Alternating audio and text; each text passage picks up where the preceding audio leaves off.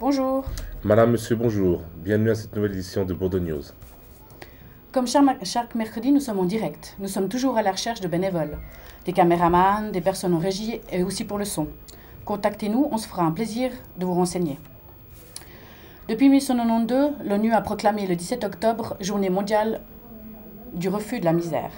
Cette journée est l'occasion pour des personnes touchées par la pauvreté et pour ceux qui refusent la misère et l'exclusion de se rassembler, de témoigner de multiples manières leur solidarité et leur engagement.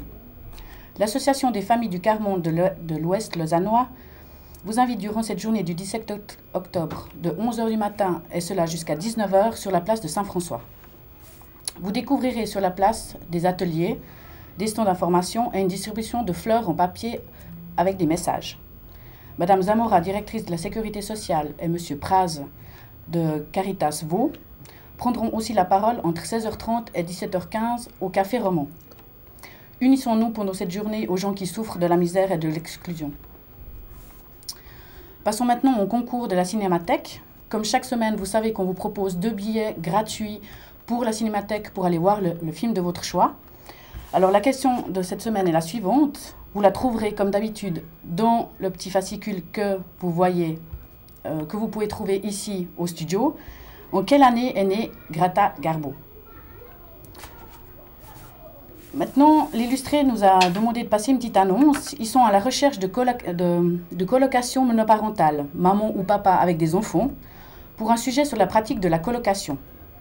Ils souhaiteraient recueillir les témoignages sur les motivations, les particularités, le fonctionnement, l'organisation de la colocation, des mamans et des papas, et les prendre en photo dans leur appartement. Si vous connaissez des personnes correspondant à ce profil, vous pouvez joindre au plus vite Sonia Evard au numéro de portable 076 503 08 32 ou alors au 021 331 75 39. Merci. Ce week-end s'est déroulée la fête du quartier de la Bourdonnette. À cette effigie, les studios de la Bourdonnette étaient présents afin de vous capturer quelques extraits. Nous vous rappelons que dès demain, le film entier sur la fête de la Bourdonnette sera diffusé. Voici quelques extraits. La fête du quartier qui se déroulait cette année le 8 octobre a été gratifiée d'un soleil radieux. Elle débuta par un concert de la clique Traction Avant, suivi d'un concert traditionnel.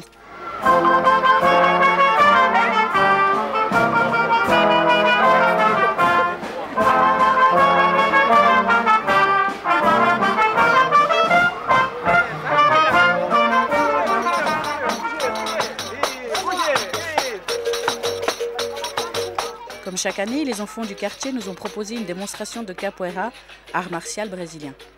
Alors, le 29, on prépare ici pour la Bourdonnette, pour la première fois, le baptême. Le baptême, c'est la cérémonie où on donne les graduations à les élèves qui ont déjà travaillé au minimum 3 mois. Et il y a quelques-uns qui ont déjà passé une ceinture une fois, d'ici de la Bourdonnette, qui vont changer de ceinture. Alors, c'est une grande fête. Il y aura aussi des spectacles, des danses brésiliennes, des choses typiques. Je vous invite à passer aussi. C'est le 29 à partir de 15h, ici à la grande salle à la Bourdonnette. Merci. Merci à toi. Merci. Dans un silence religieux, le groupe de gospel Efata nous a envoûtés avec les chansons a cappella.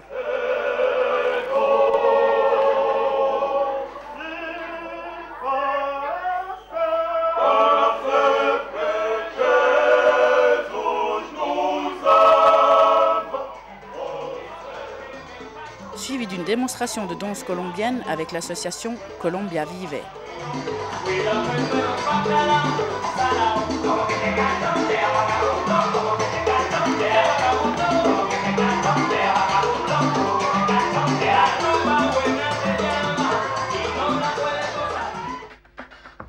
Pour clôturer cette belle journée, une soirée dansante appréciée autant par les adultes que par les ados du quartier.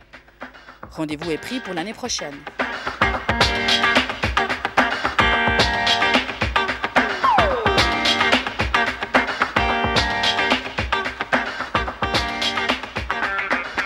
Alors en tout cas, moi je suis très contente de ce qu'on a vécu cette année à la fête.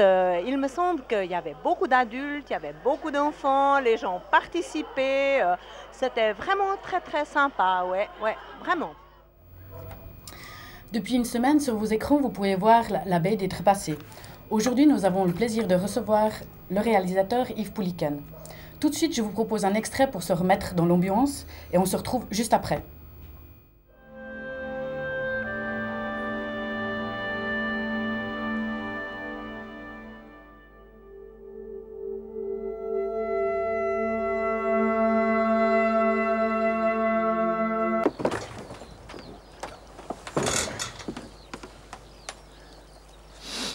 Qu'est-ce que vous faisiez dans la vie? Des affaires. Ah, les affaires. Mauvaise passe en ce moment, c'est ça? Cherche pas à comprendre, tu pourrais pas. Il s'agit pas de comprendre, monsieur, il s'agit d'aider. Aider.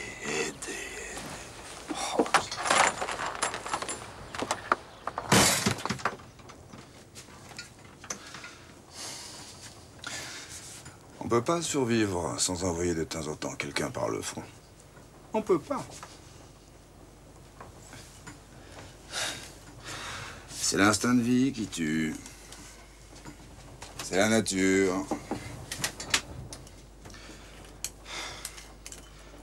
Puis, on finit tous par boire la tasse un jour ou l'autre, alors. Avec ou sans les autres, hein. Alors pourquoi on se suicide? Parce qu'on est devenu trop faible pour faire du mal aux autres. Yves Pouliken, bonjour. Bonsoir. Pour les téléspectateurs, pouvez-vous nous expliquer votre parcours et vous présenter en quelques mots? Alors, bon, j'ai fait l'école de photographie de Vevey. Ensuite, j'ai été engagé dans une société de production qui produisait des spots publicitaires, des documentaires. J'ai monté une société de production, puis une autre. Et ensuite, je me suis installé comme chef opérateur, réalisateur indépendant. Voilà, en gros. Vous avez débuté, donc vous nous l'avez dit, votre parcours par des réalisations publicitaires, puis vous avez tourné 2 fictions. S'agit-il d'un tournant dans votre carrière? Mais disons, quand on a fait pendant 20 ans des films pour les autres, à un moment donné, on a envie de faire un peu des films pour soi. Donc c'était un petit peu une démarche d'appliquer un petit peu ce que j'avais appris au travers de mes services pour des entreprises ou des producteurs. Donc j'en avais envie de raconter un peu mes histoires. Ben, venons justement à la baie des Trépassés. Vous abordez un sujet délicat, qu'est le suicide. Pourquoi avoir choisi ce thème en particulier? En soi, je n'ai pas choisi le thème du suicide. Il est venu un petit peu dans la construction du scénario. À la base, j'avais envie d'une confrontation entre 2 personnages dans un endroit complètement désertique. Donc ça, c'était un petit peu l'idée de base. Ensuite, on a recherché des idées pour aménager un petit peu tout ça. Mais la démarche primaire n'était pas le suicide. La démarche était plutôt cette confrontation entre 2 personnages. Et pour ça, on s'est un petit peu inspiré d'une histoire qu'il y a eu à Lausanne. Parce que tout le monde se souvient, au Pont Bessières, il y a eu beaucoup de gens qui se sont suicidés au Pont Bessières. Et donc on avait pris un petit peu cette idée de Josh, je crois que c'était son nom à l'époque, qui était un petit peu le gardien du pont. C'est-à-dire que les soirées de Noël ou le 31 décembre, quand les gens sont un petit peu dans des périodes un peu difficiles, il campait carrément sur le pont. C'est-à-dire qu'il avait une petite tente, et puis il allait discuter avec les gens, il les prenait par la main, il leur donnait du thé, il discutait, pour essayer de leur dire « ne vous jetez pas en bas du pont ». Et ça, il a fait pendant 10, 20 ans, je ne sais plus. C'est un personnage. Alors, on a pris un petit peu ce personnage, et puis on l'a extrapolé dans un endroit désertique et hostile, entre la vie et la mort, la mer, la terre, enfin voilà, quoi. Je ne voulais pas tourner en ville, j'avais plutôt envie d'un territoire infini. Voilà.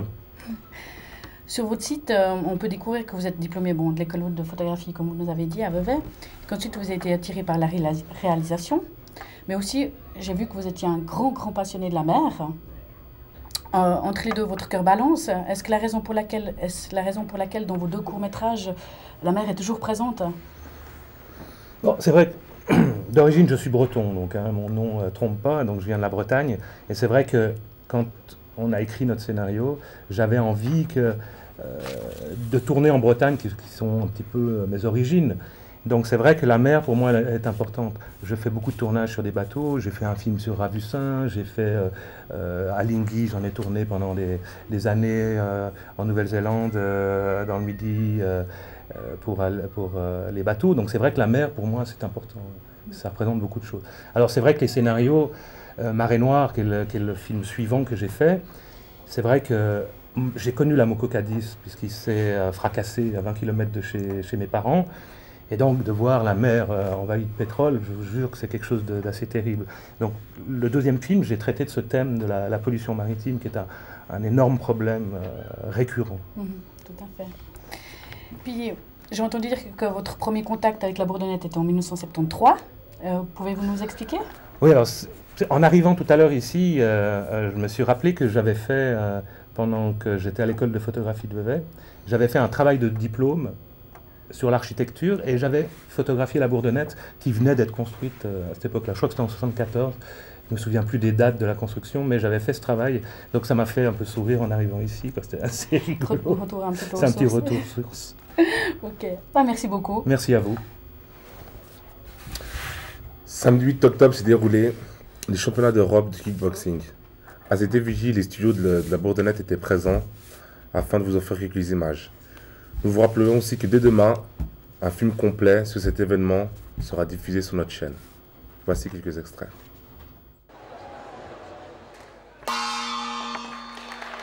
Chaude soirée samedi passé à la Vallée de la Jeunesse à Lausanne. La salle Omnisport accueillait le championnat d'Europe de full contact. Au programme de la boxe anglaise avec les frères Cagnabat, anciens habitants de la Bourdonnette, et du kickboxing avec Alain Copet. Le premier succès de la soirée fut attribué à Jérémy face au Français Simard. Une victoire au point acquise logiquement au terme de 4 rounds âprement disputés. Je suis tombé contre un adversaire assez bon de l'équipe de France, donc il était quand même 4e au championnat de France, donc c'était quand même un bon adversaire, quoi. Frappé très fort, très technique, mais ça a été, j'étais prêt, quoi, ça va.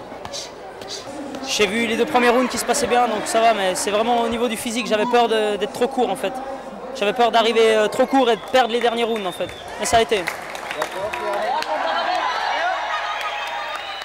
Dans le combat suivant, 2 reprises suffirent à son frère Julien pour s'imposer face à Mendez.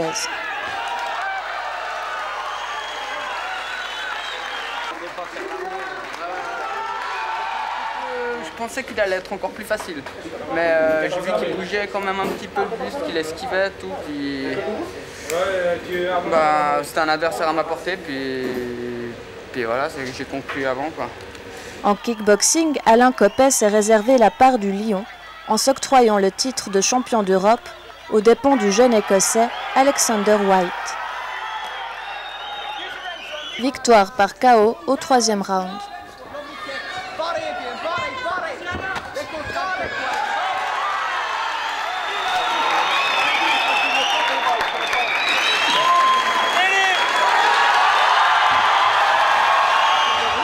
J'ai écouté ce que m'ont dit mes entraîneurs dans le coin, qu'il fallait plus contrer sur ses coups de pied, chose que je faisais pas au début, je les encaissais, puis après j'ai contré et puis ça payait. Alors c'est une soirée super. Ouais, c'est ma soirée. Merci.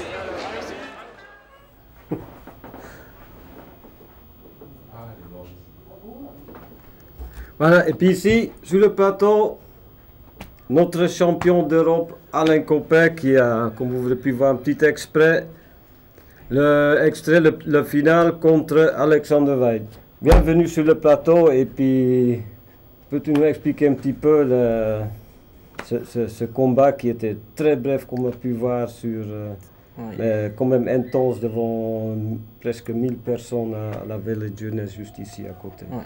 Déjà bonjour. Le combat était bref, mais c'était un bon combattant parce qu'il a commencé, je ne m'attendais pas très dur avec les jambes. Et puis nous on avait décidé dans le coin de laisser deux rounds pour voir comment il travaillait, pour après essayer de monter la cadence. Puis tout simplement au 2e round je l'ai croisé avec un crochet. Il a déjà été compté au 2e round. Et ça se voyait qu'il avait plus vraiment envie. Et au 3e, je l'ai contré sur les pieds. Ça a été décidé dans le coin qu'il fallait commencer au début du 3e à frapper dur en contrant sur ses jambes. Et puis après, c'était la fin. Voilà.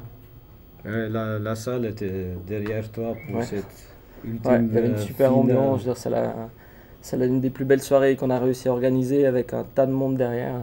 Ouais, c'était une très belle ambiance. Ouais. Et puis les deux autres, Jérémy et puis Julien, c'était aussi une grande réussite. Julien, il a gagné au deuxième round par KO au foie. Oui. Donc il a fait un très beau match aussi. Et puis Jérémy, il a fait un super match contre un Français en boxe qu'il a gagné par décision unanime au point. C'était un très très beau match. Ouais.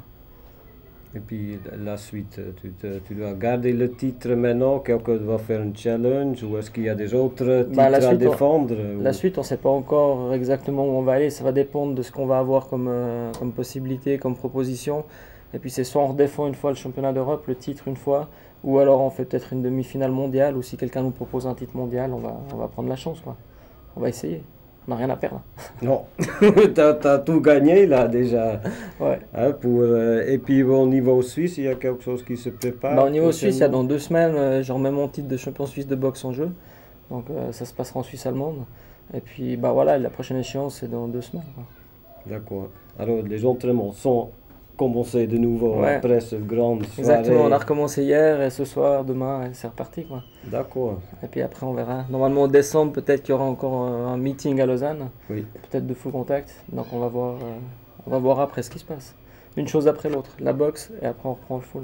D'accord. Alors Alexander White, il est loin. Il est derrière maintenant. Et puis maintenant il y a la suite qui vient, je veux dire, on verra. D'accord, c'est bien. Ouais. Super. On te souhaite succès pour la suite. Merci. Et puis c'était aussi bien pour tout ton club. Aussi pour tout le club, ouais. C'était très très bien. Je donne une super soirée, Boxing Night, Vallée de Jeunesse, le 8 octobre. Merci. Et puis ici, maintenant, tout de suite, les 2 portraits de la semaine de Jean-Isaac et Marlon. Je m'appelle Jean Sanchez, je joue au Stade Lausanne-Ouchy en D2. Je suis milieu. Ça fait 1 an et demi que je joue au stade. Voilà. Le dernier match, on a joué contre Chezo. On a gagné 5-1 à Chezo. Et voilà. Par rapport à l'année passée, ça va beaucoup mieux? Ouais, on s'est amélioré. On commence à gagner des matchs. Avant, on faisait presque tous de les perdre. Puis voilà, on s'améliore. Et qu'est-ce que tu veux faire avec le foot? Je sais pas, moi. Je sais pas, je vais continuer, et puis voilà. Je continuerai, et puis dès que j'en aurai marre, j'arrêterai.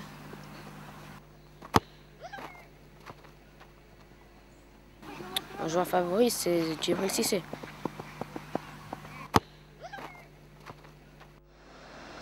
Bonjour, je m'appelle Marlon.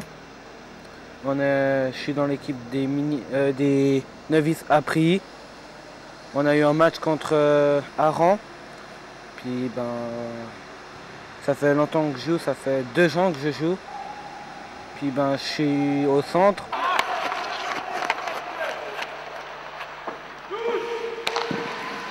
Une fois, dès que j'étais petit, j'avais des copains, surtout un copain qui est dans mon équipe. Son papa, il venait beaucoup nous chercher avec mon frère pour aller dans les différentes patinoires jouer comme ça. Puis j'ai eu un autre copain qui m'a emmené regarder des matchs de hockey. Puis ça m'a donné envie de jouer au hockey.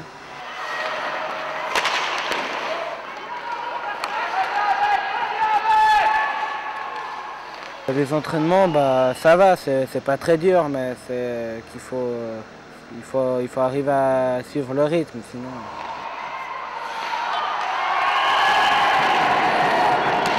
Mon joueur préféré, c'est Landry.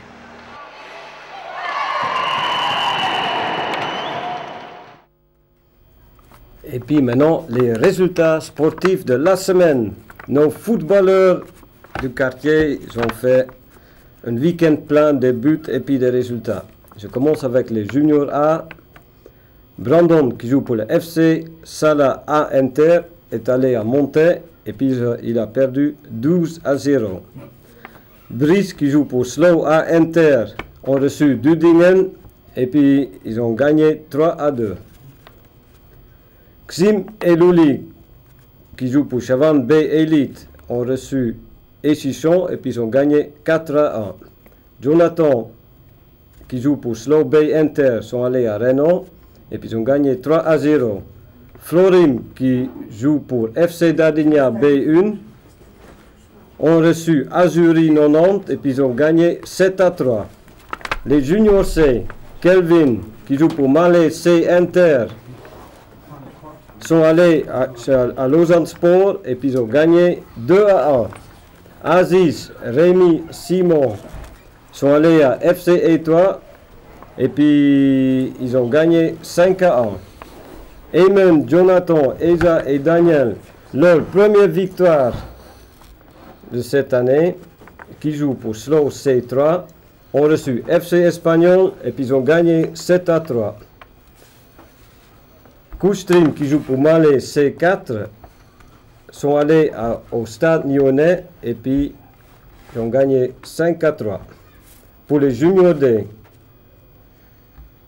Irène, qui joue pour Chavannes D1, a eu 2 matchs cette semaine.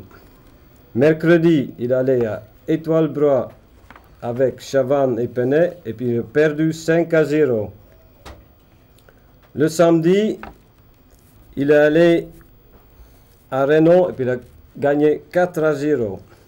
Oulix, Fatloum, Jean-Isaac, Diaco et Michel, c'était leur deuxième victoire pour Slow D2. Ils ont reçu Chavannes et puis ils ont gagné 7-2. Et puis aussi, Marlon qui joue au hockey, il a reçu Rarogne et puis ils ont perdu avec un score élevé 5-11. Et puis merci, c'est tout. Et puis à la semaine prochaine. Au revoir. Merci, à la semaine prochaine, au revoir.